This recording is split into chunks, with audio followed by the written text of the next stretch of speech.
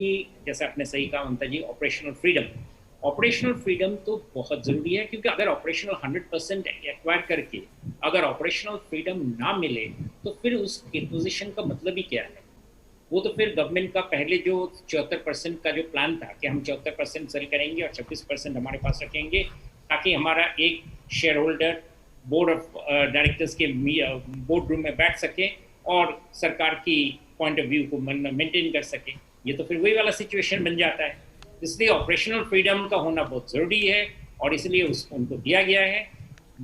मतलब ये बनता है कि अभी कितने जल्दी से एयर इंडिया के जितने सारे क्लियरेंसेस हैं, क्योंकि भारत सरकार के पास बहुत सारे एयर इंडिया के नेशनल फ्लैग कैरियर होने के नाते बहुत सारे पोजिशनल रिक्वायरमेंट्स थे, उन सारी चीज़ों को कितना जल्दी समाप्त किया जाएगा उससे और टाटा के ऑपरेशनल एयर इंडिया के ऑपरेशनल फ्रीडम में काम आएगा।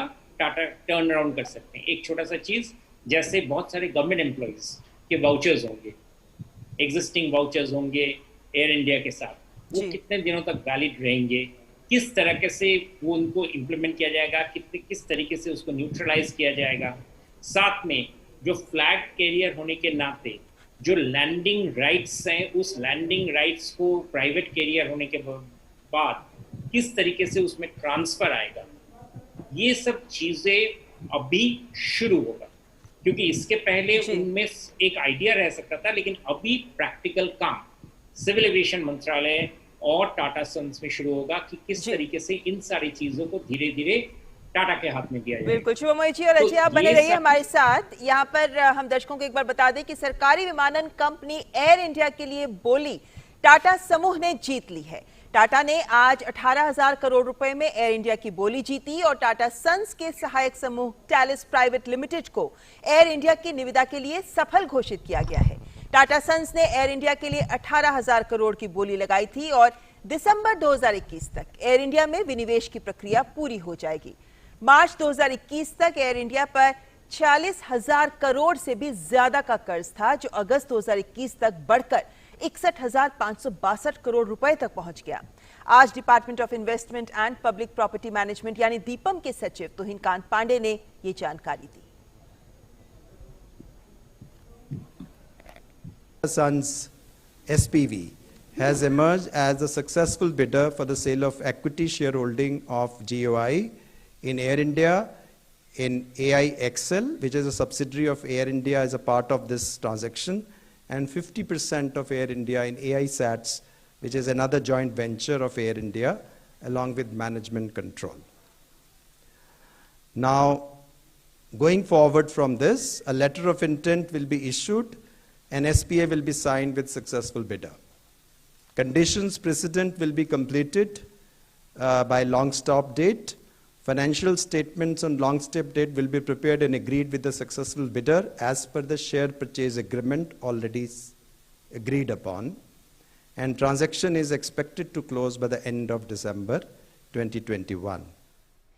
और एयर इंडिया के कर्मियों की बात करते हुए नागर विमानन मंत्रालय के सचिव राजीव बंसल ने बताया है कि आज की तारीख में एयर इंडिया में 12,085 कर्मचारी हैं, जिनमें से 8,084 स्थायी कर्मचारी हैं और 4,001 कर्मी कॉन्ट्रैक्ट पर हैं। इसके अलावा एयर इंडिया एक्सप्रेस में 1,434 कर्मचारी हैं और इन सभी कर्मचारियों के हित सुरक्षित हैं। The government has addressed all the concerns of the employees. I'll point out some of the concerns here. First and foremost, the winning bidder will retain all employees, which means they will not retrench anybody for a period of 1 year.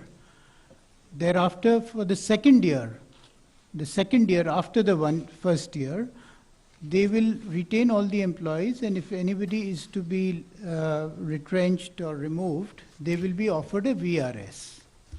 These are the two protections to the employees in terms of their employment.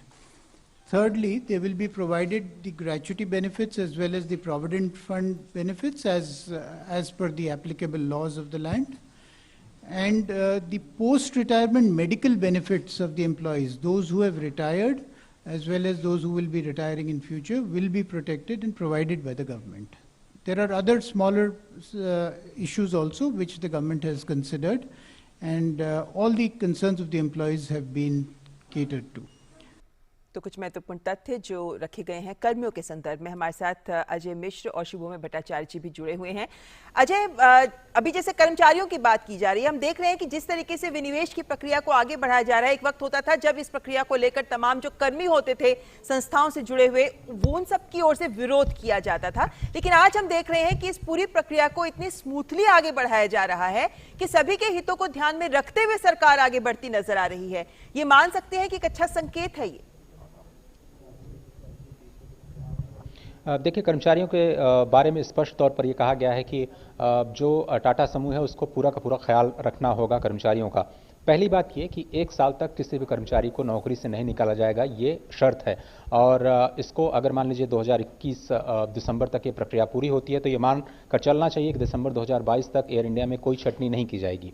उसके बाद जितने भी कर्मचारियों को अगर आप निकालने का दावा करते हैं या फैसला लेते हैं, तो जितने परमानेंट कर्मचारी हैं उनको आपको वो सारी सुविधाएं देनी पड़ेंगी जो एयर इंडिया ने पहले प्रॉमिस किया हुआ है। मिसाल के तौर पर आपको उनको वीआरएस का ऑप्शन देना पड़ेगा, और जब आप वीआरएस का ऑप्शन देंगे तो उनको सारी की सारी ग्रेच्युटी, सारा प्रोविडेंट का फंड का पैसा, उनके जो मेडिकल असिस्टेंस के लिए जो भी प्रोविजंस किए जाते हैं, पोस्ट रिटायरमेंट जो बेनिफिट्स होते हैं, उन सभी का ख्याल रखना होगा।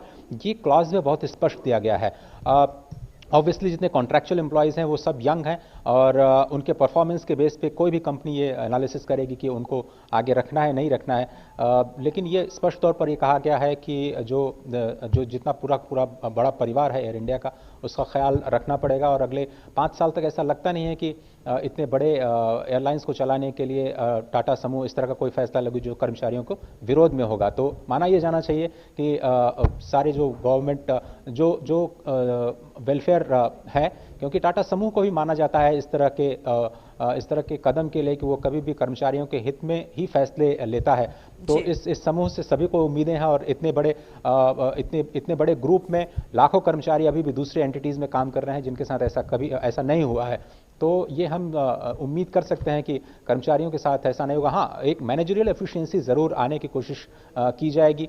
जो एफिशिएंसी है कर्मचारियों को, उनको कैसे और एनहांस किया जाए, कैसे अपने कॉस्ट को कम किया जाए, ये सारे कुछ ऑपरेशनल इश्यूज ज़रूर हैं जो कि नए मैनेजमेंट इसका ख्याल रखेगा। अगर आपको वर्ल्ड क्लास एयरलाइंस बनानी है और आपको टाटा के साथ साथ विस्तारा और एयर एशिया जैसे ब्रांड्स को भी लेकर के चलना है, तो काफ़ी इंपॉर्टेंट होगा, क्योंकि एयर इंडिया ब्रांड जो है वो अगले 5 साल तक आप किसी को दे नहीं सकते। ये भी ये क्लॉज में कहा गया है। तो एयर इंडिया ब्रांड को आपको अपने पास रखना होगा।